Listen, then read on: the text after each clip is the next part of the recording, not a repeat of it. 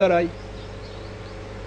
By laws جسے آپ جزیات کہتے ہیں، ان معنوں میں یہ نہیں آیا، لیکن اس کی اپنی اصطلاحیں ہیں۔ آپ چاہیں تو انہی اصطلاحات کو رائج کیجئے، آپ چاہیں تو مروجہ اصطلاحات کو یہ معنی دے دیجئے، یہ مفہوم دے دیجئے۔ بہرحال اس نے جو کہا ہے کہ دو گروہ اگر آپس میں الجھ پڑے مومنین کے تو تم ان میں صلح کرا دیا کرو۔ یہ تم کون ہیں؟ تیسرا گروہ ہے نا، ایک تیسری جماعت ہے، تیسری پارٹی ہے، اور یہ مملکت ہے جسے کہا جا رہا ہے، اس لیے کہ یہ وہ ہے تم جس کے متعلق کہا کہ تمہارے صلح تو تم کراؤ نہایت عدل اور انصاف کے ساتھ، اس کے بعد بھی اگر کوئی پارٹی ان دونوں میں سے پھر سرکشی کرے تو اس کے خلاف تم جنگ کا اعلان کر دو۔ یہ تم آ رہا ہے اس درمیان میں، تو نظر آیا کہ یہ جو تم ہے اس کی موجودگی کا نام ہے صحیح معنی میں ملت اسلامیہ کا نظام۔ یہ اگر تم درمیان میں نہ رہے تو انتشار ہی انتشار ہو جائے۔ کیا ہو رہا ہے آج کی تاریخ میں بات سمجھ میں آ جائے گی۔ قریب 2 سال ہو گئے ہیں نا ایران اور عراق کی لڑائی، 2 مومنوں کی مملکتیں لڑ رہی ہیں آپس میں، طائفہ تان نہیں، یعنی وہ تو چھوٹے چھوٹے سے کوئی گروہ ہوتے ہیں جن میں آپس میں جھڑپ ہو جاتی ہے۔ 2 مسلمانوں کی مملکتیں 2 سال سے لڑ رہی ہیں۔ یہاں کہا یہ ہے کہ تم ان میں صلح کراؤ، اور اس صلح کے بعد اگر پھر کوئی سرکشی پہ اتر آئے تو تم اس کے خلاف اعلان جنگ کر دو۔ یہ تم ہے نہیں موجود۔ یہ بار بار جاتے ہیں وفد اور سب کچھ کرتے ہیں، یہ وعظ کر کے چلے آتے ہیں۔ دیکھو بابا بڑی بات ہے، یہ آپس میں لڑ گئے، شریف آدمیوں کا کام ہے، انہیں کام یہ گھر جاؤ، ہم اپنے معاملات خوب سمجھتے ہیں، وہ گھر آ جاتے ہیں سب۔ یہ کیا چیز ہے جس کی وجہ سے یہ سارے بگاڑ پیدا ہوئے؟ یہ تم باقی نہیں رہا اس کے اندر۔ نماز و روزہ و قربانی و حج یہ سب باقی ہیں، تو باقی نہیں ہے، یہ تم باقی نہیں رہے۔ یہ تم اس پوزیشن میں ہونے چاہیے کہ کہیں بھی اگر آپس میں یہ الجھ پڑتی ہے 2 جماعت مومنین کی تو وہ ان کے اندر اٹھ کے صلح کرائیں، اور ان کے پاس اتنی قوت ہونی چاہیے کہ پھر جو سرکشی برتے تو اس کے خلاف اعلان جنگ کرے، تاکہ وہ اس صلح کی ٹرمز کے اوپر واپس نہ لوٹائے۔ اگر وہ ایسا کرے تو کہا پھر انصاف کے ساتھ ان میں صلح کرا دو۔ یہ موجود جو ہے تیسری پارٹی جس کو قرآن تم کہتا ہے، سارے قرآن میں آپ دیکھیے جہاں جہاں سزاؤں کا ذکر ہے، مثلا یہ چیز زانی کی سزا ہے کہ وہ 100 در مہر، میں انہی کے الفاظ قرآن کے لیتا ہوں، چور کی سزا ہے ہاتھ کاٹ دو۔ کہیں یہ نہیں کہا کہ وہ عدالت یہ فیصلہ کرے، پھر ایک ایگزیکٹو ہو نظامی انتظامیہ وہ ان کے فیصلے پر عمل درآمد کرے، پھر وہ ایک جیل خانے کے اندر کوئی ہو جو ان کو یہ سزا دے، پھر کوئی ایسا ہو، کچھ نہیں قرآن نے یہ طریق، یہ عدالت کے الفاظ وغیرہ بھی نہیں ہے۔ تم یہ کرو، اس کے بعد یہ تم کون ہیں؟ یہ امت اسلامیہ ہے جس کی حیثیت ایک مملکت کی ہوتی ہے۔ یہ حیثیت اس امت کی نہیں رہی ہے باقی، اسلام باقی نہیں رہتا، پھر وعظ و نصیحت رہ جاتی ہے۔ امر بالمعروف و نہی عن المنکر، علماء حضرات کہتے ہیں یہ ہمارا فریضہ ہے۔ کیسے ادا ہوتا ہے؟ مسجدوں میں ممبروں سے وعظ کہتے ہیں، اور اس کے بعد کہتے ہیں دیکھو بھیا اللہ میاں کہتا ہے، دیکھو خدا کے لیے بابا بعد آ جایا کرو۔ یہ اسلام نہیں ہے۔ ایک پارٹی کا وجود تو جو خدا کے قوانین کو نافذ کرنے کی قوت رکھتی ہو، اور جو اس سے سرکشی برتے اس کو سزا دینے کی قوت رکھتی ہو، جو جھک جائے اس کے ساتھ عدل اور انصاف کرنے کی قوت رکھتی ہو، یہ جو ہے قوت رکھنے والی ایک جماعت، وہ الگ جماعت نہیں ہے۔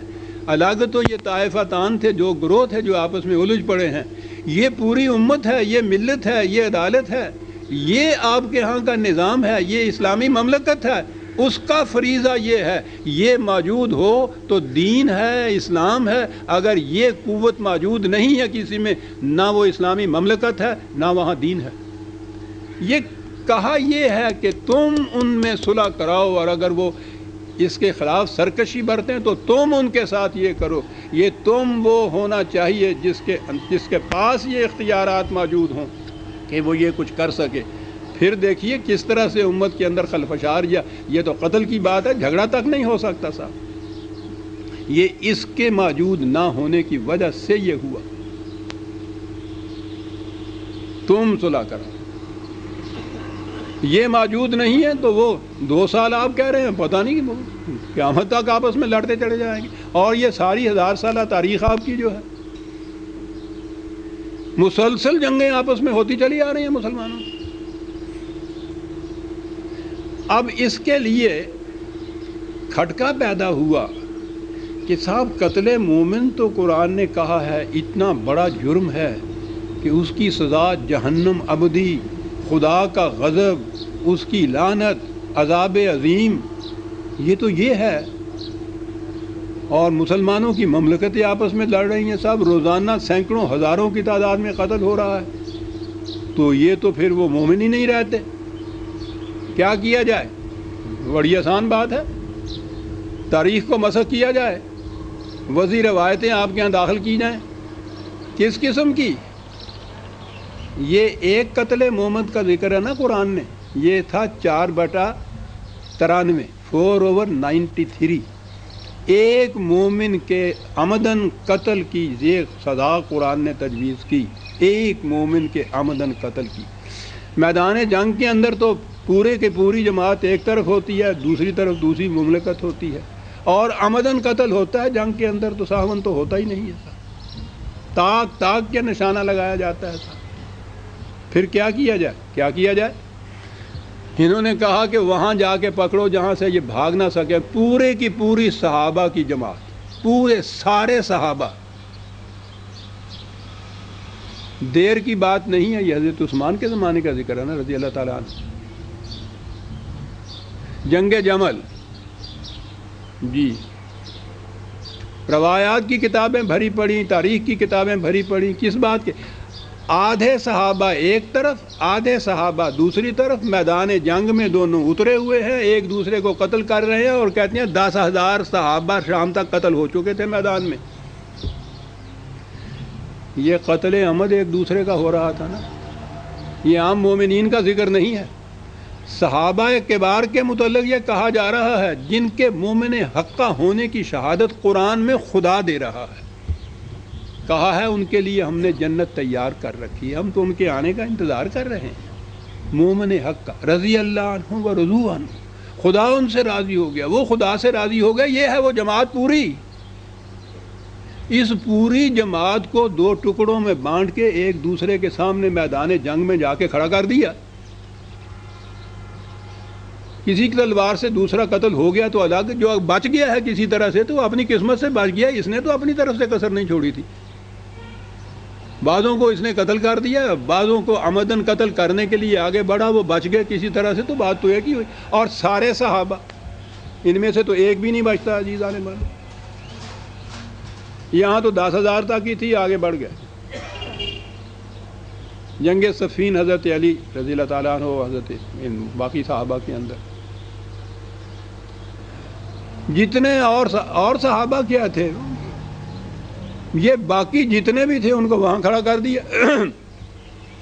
اور اس کے بعد کہتے ہیں 70,000 صحابہ وہاں قتل ہو گئے میدان جنگ میں. قرآن ایک مومن کے عمدن قتل کی یہ سزا بتا رہا ہے.